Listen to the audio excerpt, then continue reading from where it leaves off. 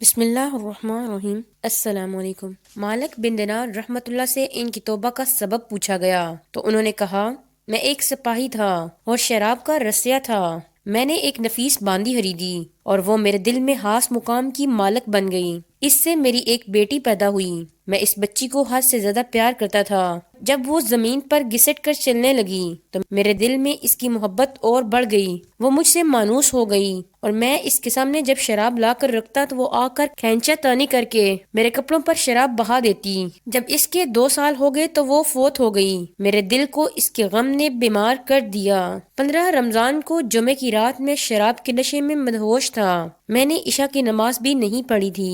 میں نے خواب میں دیکھا کہ سورج پھونکا گیا اور قیامت قائم ہو گئی۔ مردے قبروں سے اٹھائے گئے اور تمام مخلوق جمع ہو گئی۔ میں بھی ان میں تھا۔ میں نے اپنے پیچھے سے آہٹ سنی۔ جب مڑ کر دیکھا تو ایک بہت بڑا اژدہا کالے رنگ کا، آنکھیں نیلی ہیں، منہ کھولے میری طرف دوڑ رہا ہے۔ خوف و دہشت کے مارے میں بھاگا۔ راستے میں ایک ستھرے لباس والے شخص کے پاس سے گزرا۔ میں نے سلام کہا۔ اس نے جواب دیا۔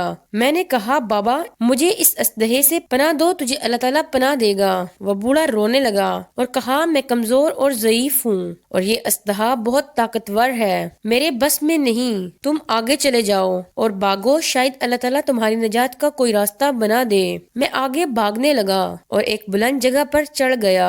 ادھر سے میں نے جہنم کے طبقات کو جھانک کر دیکھا۔ ان کی ہولناکیاں دیکھی۔ قریب تھا کہ اژدہے کے خوف سے میں ان میں گر جاتا۔ مجھے کسی نے آواز دے کر کہا، چلو یہاں سے، تم یہاں کے رہنے والے نہیں ہو۔ میں اس کی بات سے مطمئن ہو گیا اور وہاں سے واپس لوٹا تو اژدہا میرے پیچھے تھا۔ میں پھر اسی بوڑھے کے پاس آیا اور کہا، بابا میں نے آپ سے درخواست کی کہ اس اژدہے سے میری جان چھڑاؤ، آپ نے کچھ نہیں کیا۔ وہ بوڑھا پھر رونے لگا اور کہا، میں ناتواں ہوں، البتہ تم اس پہاڑ کے پاس جاؤ جہاں مسلمانوں کی امانتیں ہیں۔ اگر تمہاری کوئی امانت ہو تو وہ تمہاری مدد کرے گی۔ میں نے دیکھا چاندی کا ایک گول پہاڑ ہے اور اس میں جگہ جگہ سوراخ اور روشن دان ہیں اور پردے لٹکے ہوئے ہیں۔ ہر روشن دان پر سونے کے دوپٹے ہیں اور ان کے قبضے یاقوت کے ہیں اور آرائش اور موتیوں کی ہر پٹ پر ایک ریشمی پردہ ہے۔ جب میں نے پہاڑ کی طرف نظر دوڑائی تو فوراً اس کی طرف بھاگا اور وہ اژدہا بھی میرے پیچھے تھا۔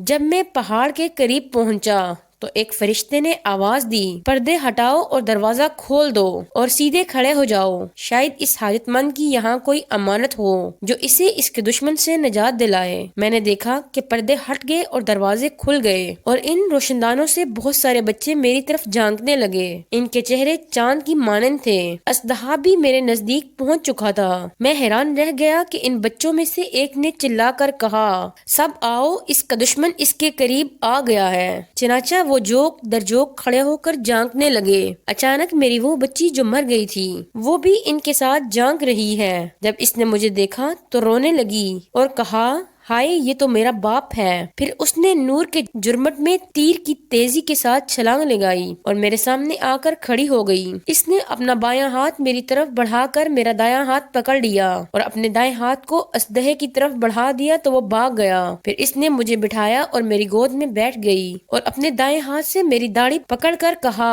ابا جان، کیا مومنوں کے لیے وہ وقت نہیں آیا کہ ان کے دل اللہ کے ذکر کے لیے جھک جائیں؟ میں رونے لگا اور کہا، اے بیٹی، تم لوگ بھی قرآن پاک کو جانتے ہو؟ اس نے کہا، ہم تو تم سے بھی زیادہ قرآن پاک کو جانتے ہیں۔ میں نے کہا، اژدہے کے بارے میں تو کچھ بتاؤ جو مجھے ہلاک کرنے کے در پہ تھا۔ اس بچی نے کہا کہ وہ آپ کا وہ برا عمل ہے جس کو آپ نے طاقتور بنایا ہے اور وہ آپ کو جہنم کی آگ میں ڈبونا چاہتا ہے۔ میں نے کہا، اس بوڑھے کے بارے میں بتاؤ جو مجھے رستے میں ملا۔ اس نے کہا کہ وہ آپ کا وہ نیک عمل ہے جسے آپ نے اتنا کمزور کر دیا کہ وہ اب برے عمل کا مقابلہ نہیں کر سکتا۔